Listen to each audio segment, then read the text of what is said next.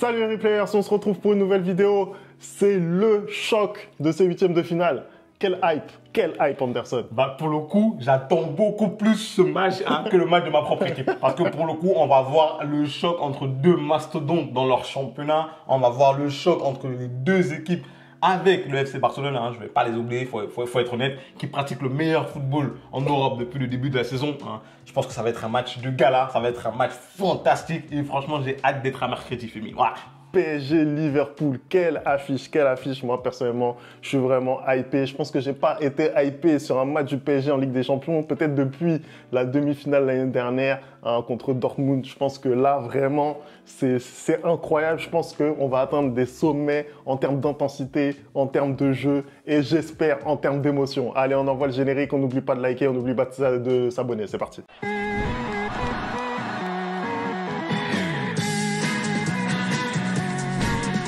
Anderson, avant qu'on rentre vraiment dans le détail de l'analyse de cette rencontre incroyable, est-ce que tu peux nous donner un petit peu ton ressenti déjà sur ce match-là? Parce que, effectivement, tu l'as dit en intro, c'est une confrontation entre deux des 3, 4, 5 meilleures équipes européennes du moment. Franchement, je sens, je le sais, que ça va être un très très beau match. Ça va être un match tactique avec de l'intensité, parce que c'est tout simplement l'ADN aujourd'hui des deux équipes. Le PSG, ce qu'ils proposent en Ligue 1 depuis quelques temps, c'est monstrueux. Je pense que Brest ou Lyon ne vont pas dire le contraire. Liverpool, de l'autre côté, ils sont en train d'écraser aussi la Première Ligue, ce qui n'est pas facile. On pensait que Manchester City, qui déclinait un peu, ça allait être l'occasion pour Arsenal de se révéler et de gagner cette Première Ligue. Là, non, c'est Liverpool avec un slot qui arrive à enclencher des victoires après victoire. À un moment, on a cru qu'ils étaient un peu moins bien, mais on voit que finalement, c'était juste de passage. Là, je pense qu'on va vivre, comme tu l'as dit, un match spectaculaire parce que je pense que les deux équipes, pour le coup, vraiment, avec, comme je l'ai dit, le FC Barcelone, c'est des équipes qui produisent le meilleur football en Europe. Et ça risque d'être très intense. Pour le coup, mercredi, je pense qu'il ne faut pas rater ne serait-ce qu'une seule seconde du match, en fait. Non, oui, ça va être fou. Ça va être fou ce qu'on va voir. D'un côté, on a Liverpool, on ne les présente plus. Premier de Première Ligue, premier en saison régulière de Ligue des Champions. Avec 7 victoires sur 8, on se rappelle dans quelles conditions ils ont eu la défaite. Voilà, ils ont été incroyables tout au long de cette première moitié de saison. C'est quasiment un sans faute. Et puis, ils ont cette individualité pour sublimer le collectif qu'est Mohamed Salah, parce qu'on aura l'occasion de parler de ce collectif, mais déjà, ne serait-ce que pour parler de Mohamed Salah, il fait peut-être la saison de sa vie, peut-être, alors que voilà, Salah, c'est le trio avec Mané, Firmino, c'est tout ça, tu vois ce que je veux dire, c'est déjà une Ligue des Champions remportée, c'est une Première Ligue remportée, voilà, c'est tout ça, mais malgré tout, tu as l'impression que cette saison, à 32 ans, il est à son prime, c'est exceptionnel. Il est en train de faire une saison qui est juste magnifique. Il est en train de faire une saison de Ballon d'Or. Si on veut être honnête, il est en train de faire une saison de Ballon d'Or. Mais en face, tu as aussi un homme, voilà. Ousmane Dembélé, qui est en train aussi de faire la saison de sa vie. Et c'est pour tout ça, en fait, il y a des matchs dans le match, il y a des matchs tactiques, il y a des matchs techniques, il y a des matchs entre potentiels vainqueurs de Ballon d'Or. Je pense que là, que ce soit Salah ou que ce soit Dembélé, celui qui arrive à éliminer l'autre, met une grosse option sur cette victoire finale de Ballon d'Or à la fin. Même si, voilà, il faut rappeler que on doit minimiser ce trophée-là parce que voilà, ça commence un peu Vous m'avez compris. Mais en tout cas, oui, je pense que Salah, il est dans la forme de sa vie et je pense que c'est clairement le facteur X côté Liverpool, comme les Dembélé côté Paris Saint-Germain. Oui, côté PSG, l'individualité qui sort du lot aujourd'hui, c'est Ousmane Dembélé. Mais cette saison, peut-être plus que lors des saisons précédentes, on n'a pas cette sensation que tout tourne autour d'Ousmane Dembélé.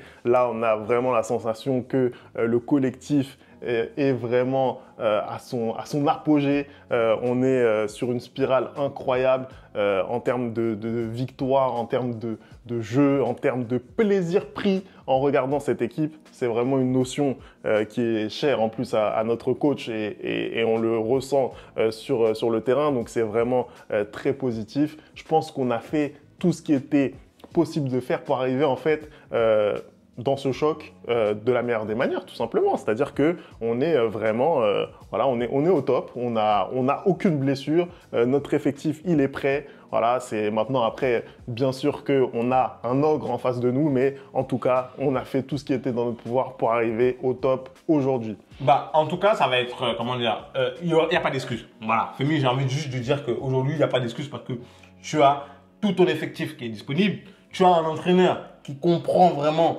qu'il y a des échéances très très importantes et qui du coup s'adapte en fonction de ça et qui fait très bien tourner son effectif parce qu'aujourd'hui je pense que les joueurs de Paris arrivent très en forme pour ce match contre Liverpool parce que aussi Luis Enrique il a fait tourner tout au long de la saison, hein, il a compris que souvent c'était important de sortir tel ou tel joueur, de reposer tel ou tel joueur. Et surtout que de l'autre côté, Liverpool, par exemple, cette semaine, ils n'ont pas du tout joué. Pendant que vous jouez le championnat, eux, étant éliminés, ils n'ont pas du tout joué. Ils ont pu totalement se reposer. Donc, ils arrivent vraiment frais. Et donc, c'est une bonne chose que vraiment Luis Enrique, de son côté, lui, il a aussi fait tourner l'effectif. Exactement. Après, je pense que Luis Enrique, lui, il voulait peut-être pas une semaine complète. Il voulait garder ses joueurs toujours en état de jouer avec le rythme qui va bien. Mais oui, clairement, il a pu gérer son effectif comme il le souhaitait au vu du scénario contre Lille. Anderson, on va passer maintenant à la compo. Il y a de plus en plus quand même de lisibilité dans les choix de Luis Enrique, notamment cette saison, hein, parce qu'on se rappelle l'année dernière de toutes les hypothèses qu'on avait ici et on voyait ce que ça donnait à la fin. Et là, c'est vrai qu'on est quand même beaucoup plus sur de la certitude en fait au niveau compo. Ah, clairement, je pense que là aujourd'hui, au début de la saison, il changeait beaucoup trop de composition. De temps à autre, il y avait tel joueur qui jouait, tel joueur qui jouait. Mais là, je pense qu'on commence à être un peu sûr de cette composition des Parisiens. Derrière, bien évidemment, on a Achraf Hakimi, on a Nuno Mendes, on a Marquinhos et Pacho. Hein. Au milieu de terrain, on a, mais en fait, c'est peut-être le milieu de terrain où à chaque fois il y a un joueur où on n'est pas très sûr. Moi, aujourd'hui, comme ça, en l'état actuel, je dirais que ce sera Vitinha, João Neves et Fabian Ruiz, hein, parce que je pense qu'encore une fois, il ne va pas titulariser Warren. Et devant, bien évidemment, moi, je te l'ai dit, hein, personnellement, je pense que ça va plutôt être Gvara, Dembélé et Désiré Doué. Je pense que Bradley va s'asseoir sur le banc. Ça, c'est ce que je pense. Après, c'est toi le spécialiste du Paris Saint-Germain, donc n'hésite pas à nous donner ta compo, mais moi, en tout cas, c'est ce que je pense. Moi, personnellement, je suis d'accord hein, sur les deux incertitudes. Elles sont au milieu du terrain et en attaque. Voilà, il y a 6 places et il y a 4 joueurs pour moi qui sont connus. C'est les deux autres où on a un petit peu de mal à savoir, mais en tout cas, moi, je ne suis pas d'accord pour dire que Barcola va s'asseoir sur le banc. Pour moi, c'est pas du tout ça. Pour moi, Barcola et Dembélé, ils sont sûrs d'être titulaires. Je pense que Barcola, on l'a vu même pendant sa période de moins bien. Luis Enrique lui a toujours maintenu sa confiance et c'est pas maintenant qu'il est redevenu clinique chirurgical que Luis Enrique va le retirer. J'y crois absolument pas. Je pense que Barcola, Dembélé, ça va jouer et il va y avoir une troisième personne pour l'accompagner. J'avoue que je sais pas trop. Je sais pas trop. En fait, je pense que ce qui est certain, c'est que Désiré Doué aujourd'hui, vu son état de forme, je ne vois pas comment Luis Enrique va faire pour s'en passer en fait. Après, il va le mettre quelque part. L'autre solution, c'est de le mettre au milieu comme il a fait ce week-end justement et de retirer peut-être Fabian Ruiz. Le problème, c'est qu'aujourd'hui, Fabian Ruiz, c'est pareil. C'est un joueur auquel Luis Enrique a totalement confiance. Et quand tu vois que, bien sûr, tu as Warren qui revient juste de blessure et qui n'est pas à 100%, c'est pour ça que je pense qu'il ne va pas postuler. Fabian Ruiz, effectivement, il t'apporte cet équilibre, etc. Après, Fabian Ruiz, je pense que c'est un joueur qui a besoin d'être un petit peu dans un fauteuil pour pouvoir jouer du mieux possible. Tu vois, je pense que là, face à Liverpool, où ça va presser sévère, je pense que ça risque d'être un petit peu plus compliqué pour lui. Désiré Doué, il a la qualité technique. Il a montré aussi que défensivement, il était capable de faire les efforts. Ça, c'est quelque chose de très important pour Luis Enrique. Surtout contre Liverpool. Il l'a montré, surtout contre Liverpool. Donc, peut-être Désiré Doué au milieu, c'est possible. Et peut-être un Gvara qui pourrait débuter avec Barcola et avec Dembélé. Moi, le seul petit inconvénient que je vois, c'est à cette compo, c'est que en sortie de banc, tu vas manquer un petit peu de solutions. Parce que c'est vrai que Luis Enrique, il aime beaucoup voilà, faire des changements en cours de match. On sait que lui, il est plutôt dans la philosophie voilà, des joueurs qui débutent et des joueurs qui finissent le match. Et c'est vrai que si tu mets toutes tes cartouches offensives dès le départ, bah, peut-être que tu te prives en sortie de banc d'un vrai impact player. Mais moi, Luis Enrique, je pense qu'il est suffisamment fou pour mettre la compo que je te dis avec Guevara, Barcola, Dembélé devant et avec Désiré Doué dans ce milieu de terrain-là qui accompagne Vitinha et Joao Neves. Anderson, on va peut-être parler un petit peu plus en détail de Liverpool. On a vu que effectivement, c'est une équipe qui est archi dominante hein, dans son championnat, archi dominante en Ligue des Champions.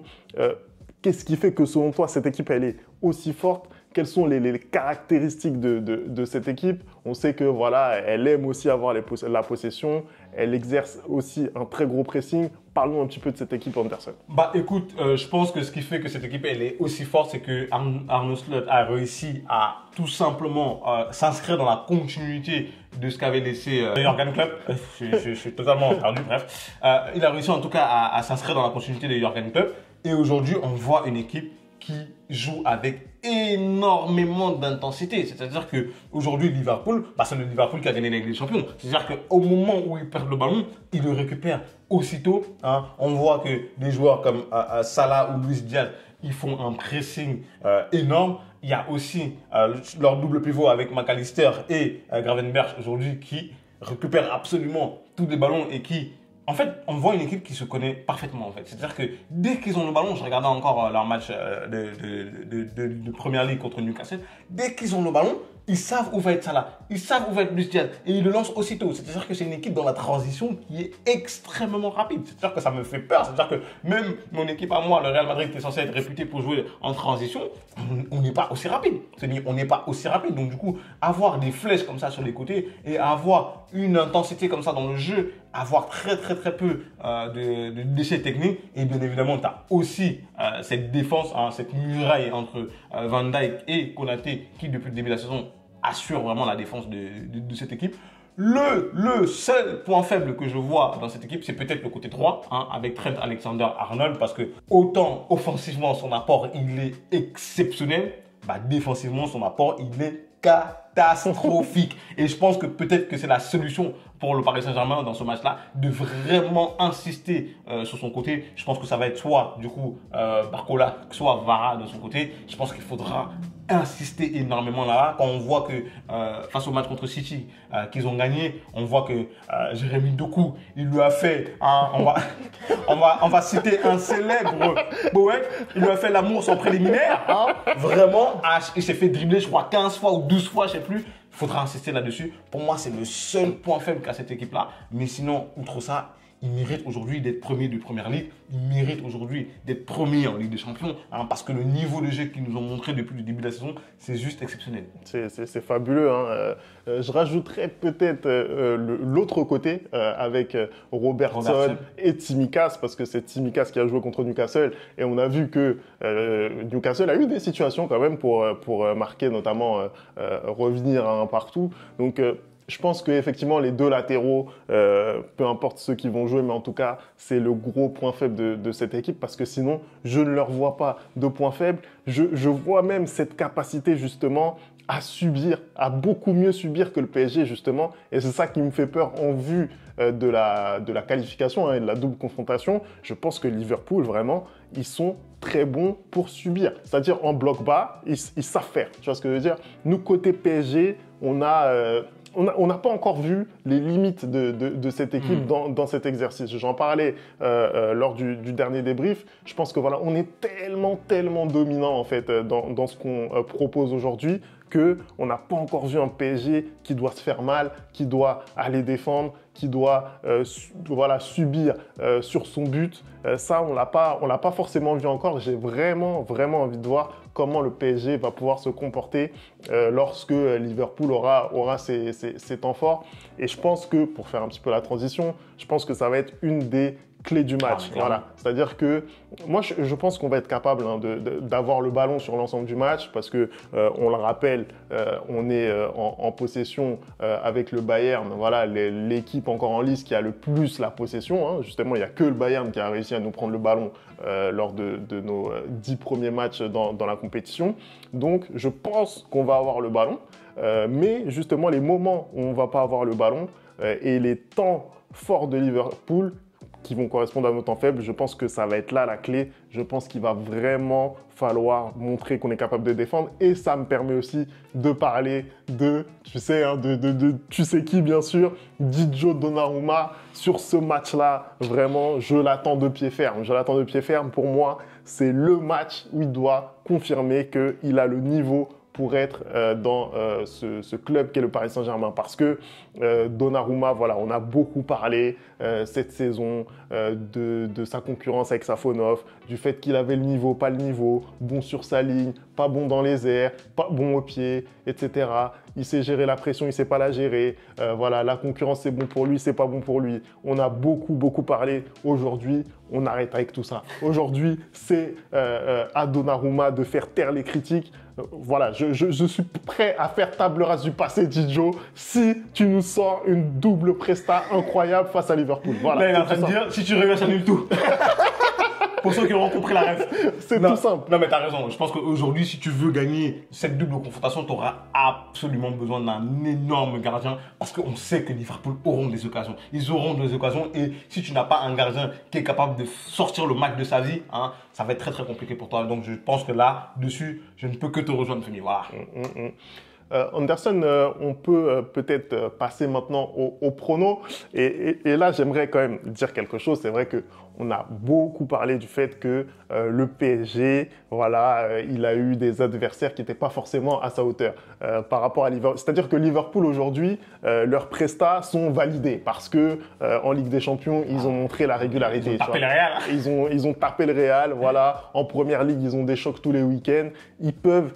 c'est-à-dire on peut les étalonner, tu vois ce que je veux dire. On sait qu'aujourd'hui que Liverpool, c'est une des meilleures équipes d'Europe, pour ne pas dire la meilleure équipe en Europe. Aujourd'hui, le PSG n'a pas encore ce CV-là dans son tableau de chasse, justement. Voilà, il y a eu ce match contre City, mais City est un petit peu en difficulté en ce moment. Il fallait quand même les battre selon moi. Et après, voilà, il y a eu ses adversaires, peut-être en Ligue des Champions un petit peu moins forts. Il y a eu Salzbourg, il y a eu Stuttgart, il y a eu Brest, voilà, qui ne sont pas des grands noms de la scène européenne. Aujourd'hui, qu'est-ce que tu penses de cette équipe? Qu'est-ce que tu vois dans cette double confrontation? Déjà sur ce match aller, qu'est-ce que tu sens comme... Moi, je te l'ai dit déjà qu'on a fait, quand on a eu le tirage, je t'ai dit que je pense que ça va être le match le plus équilibré de ces huitièmes de finale.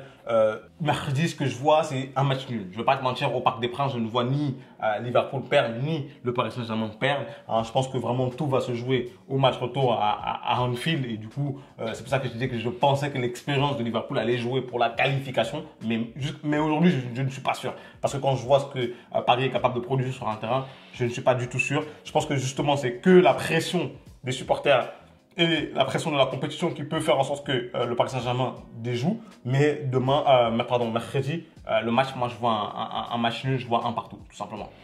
Écoute, moi, personnellement, autant je ne suis pas hyper optimiste sur la qualification. Je pense que Liverpool est favori sur la double confrontation. Autant je pense que sur ce match au Parc des Princes, je pense que le PSG a les armes pour passer devant, prendre un petit matelas d'avance. Pour tout ce qu'on a dit, hein, pour la dynamique dans laquelle on est, pour le fait que voilà, je pense qu'on va avoir la maîtrise du jeu, la possession. Je pense que finalement, Liverpool va pas forcément être en mesure d'avoir beaucoup d'occasions. Ils vont en avoir, mais pas autant que ce qu'on pourrait penser selon moi. Et puis, je pense aussi il y a ce caractère qu'on a, et notamment au Parc des Princes. C'est-à-dire que le PSG, depuis l'arrivée de Luis Enrique, et particulièrement cette saison, c'est un PSG qui a du caractère, qui laisse tout sur le terrain. Et même quand ils sont menés, ils arrivent à retourner des situations. Ça, c'est une des grosses caractéristiques. Souvent, quand on est mené 1-2-1, voire 2-0, on arrive à retourner les matchs, on arrive à retourner les situations. On a été mené plusieurs fois cette saison et plusieurs fois on est revenu dans la partie. Et je pense que ça compte beaucoup. Ça veut dire qu'on ne va jamais lâcher. Et clairement, je pense que si le PSG met toute cette pression au Parc des Princes, devant la cage en fait d'Alisson, bah, je pense que ça va finir par passer. Je pense qu'on va gagner le match. Après, ça sera peut-être difficile pour la qualification, mais en tout cas, au Parc des Princes, je nous vois gagner score 2-1. Voilà, je te le dis. C'est possible. Pour le coup, je ne veux pas mentir, je ne veux pas faire genre et tout. C'est impossible. Mais je pense que tu as raison. Je pense que si Paris aussi arrive à très très bien négocier ses temps forts, ils peuvent passer devant dans ce match-là. Mais je ne te mens pas que je vois un match nul pour les deux équipes, moi, personnellement. On verra ça, Anderson. Hein. Vous n'hésitez pas, vous, à nous donner votre ressenti justement sur ce que vous pensez de cette double confrontation qui nous hype énormément. Hein. On a hâte de voir ce match. Merci d'avoir regardé cette vidéo. On n'oublie pas hein, les bonnes habitudes @thereplayfoot et on se retrouve très très vite pour une nouvelle vidéo. Ciao.